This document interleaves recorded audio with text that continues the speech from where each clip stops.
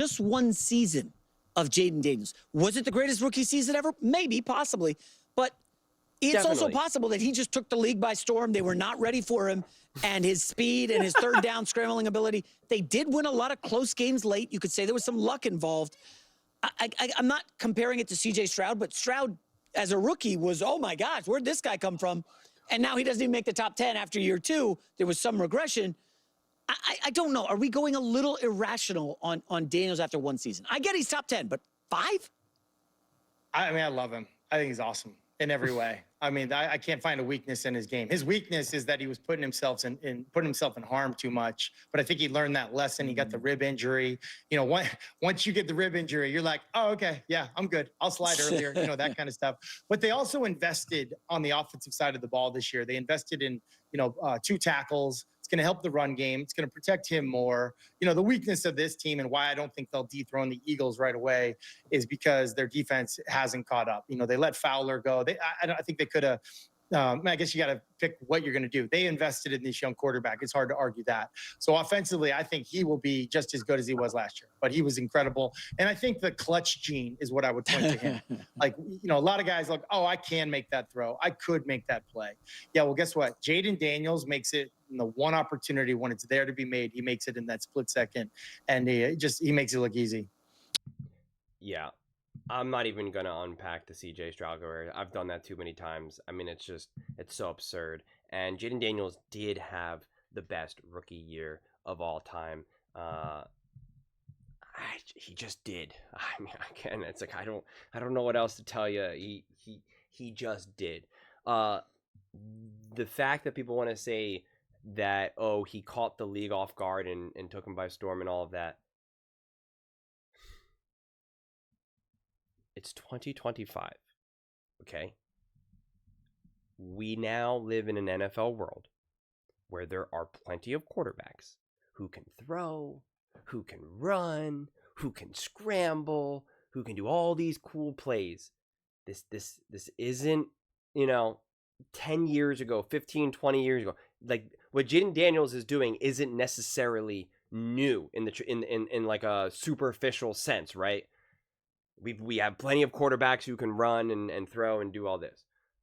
Seeing him do it at this level, this early on, and this connected, where a lot of times we see mobile quarterbacks, but like their throwing is lacking. Or you have quarterbacks where their throwing is good and they have some mobility. And I'm staying away from the statue quarterbacks, but like they have some mobility and they can escape. They're pretty elusive and whatnot. Or they're like really strong or something, and so they can kind of fight for an extra 2-3 yards or whatever it may be. But to see what Jayden Daniels is able to do in year 1, and how not only that he is an elite thrower of the ball, but also an elite runner. And not only is he an elite runner, but like he knows how to scramble to buy time versus scramble to pick up yards. How he can manage a game, break a game, change a game. It's just like if we were to break down quarterback play into like 5 categories, it would just be check, check, check, check, check, check. I mean, it just what the way how this story ends up really getting written and finalized, it's just like how much volume do we crank on each category of quarterback play, right? Like that's what it gets boiled down to more than anything. Whereas what we've seen in the past is like, okay, this quarterback's good, or he's really mobile, or this or that, but it's like he really needs to work on this, he really needs to work on that. Like, so I don't understand. That's why I love Matt Hasselbeck's response right there. He's just like, he's awesome. like kind of like, well, like what does CJ Stroud or any other quarterback in the past have anything to do with it? Nothing. And to be like, yeah, like got a little lucky here and there. Like, yeah, well, you gotta. Yeah, you gotta. But at the same time, multiple things can be true. I remember during that Hail Mary game, because that's going to be like the most iconic and most forward-facing, like lucky moment in that game. And it's true. But I remember making that video. I want to go back and watch that video because it's a snapshot in time. And I'm pretty sure I said something along the lines of like, you absolutely needed luck for that to go down. But at the same time, Jayden Daniels made it happen. The Commanders made it happen. Like both things can be true. You got lucky and fortunate, but you still made it happen. The Washington Commanders were absolutely fortunate and lucky to beat the Philadelphia Eagles in their second game. Devontae Smith dropped the ball that he catches 9,999 times out of 10,000, right? It just hits him in the hands. It was an easy pass, easy catch, and he just didn't catch it. And if he catches that ball, then like the game ends up being over. But because they dropped the ball, there was a little bit of a door open, and Jayden Daniels made it happen. And again, it's fascinating because that was not a perfect game. That's why that game really kind of highlights just how a game can unfold. Jayden Daniels had a couple bad turnovers, I think, both in the fourth quarter, but definitely at least one in the fourth quarter. And it could have been the difference between winning and losing. But he was given an opportunity, and he made it happen. So that's why you always got to be careful when we talk about sometimes like how these close games unfolded, how you win. Like sometimes it is luck. Sometimes it really is just good fortune and you know, you'll take it, right? And other times it's like, yeah, there was some luck here, but at the same time, like tell the whole story.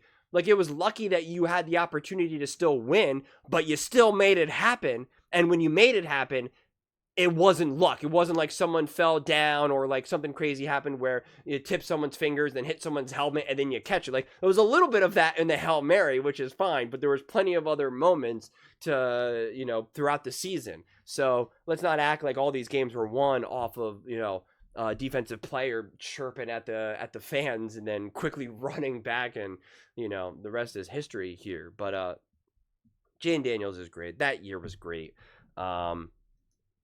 It's like it reminds me so much of when you watch like any show where there's like critics or something. Definitely a lot like in food shows and stuff, and it's like you just sound smarter when you're critical, when you're suspicious, when you're skeptical, right? Like it just sounds inherently smarter. Like this is the balance of salty to sweetness ratio is a little off. This dish typically is a lot better when it's cooked medium, not medium well. And you know, it's just there's a little bit too much sauce and it overpowers the chicken. And it's like, oh, that sounds like so smart and he knows what he's talking about. And you see someone who plays great and you're like, he's great. And I know a lot of people think he's great, but you know, let's zoom in a little bit. Let's really see, like, is he really that great? And it's like, yeah. Sometimes the food just tastes delicious. Okay, it's salty, it's sweet, it's crunchy, it's chewy, it's cooked great. There's plenty of sauce. It's just good, man. It's really, really good. Jayden Daniels is just really, really good, and it's okay. It's year one. That's fine. It's okay, right? I think he's going to continue to be good. Is he going to be magic every single down? No. Is he going to be magic every single game? No.